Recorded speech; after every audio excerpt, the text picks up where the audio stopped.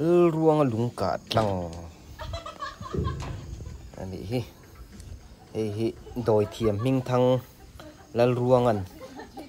mizo doi thiam hing thang lal ruangan achung chuan zia lan tir na na thal manga he lung hi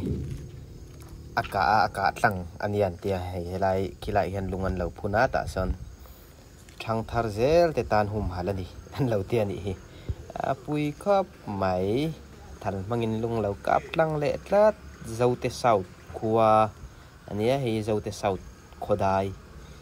mai au mani hi doi thiam hing thang lal ruangan lung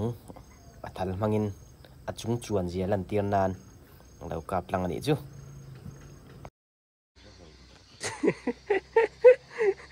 Serka department in Roldan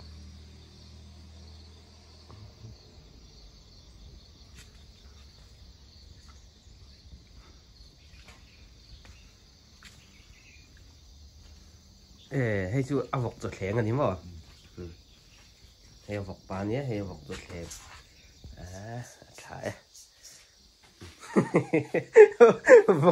avok cái này bụi bềm le phụ cả tăng là tôm đen đi nè lên luôn anh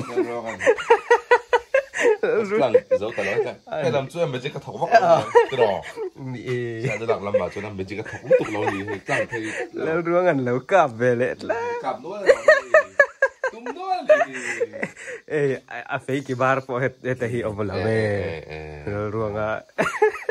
các bạn thấy là cái gì cái đó thì bốn nè cái vọc pa mu to dùng rồi thế đi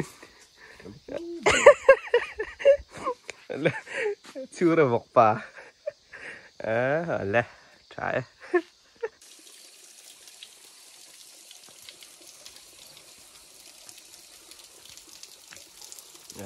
pucur buran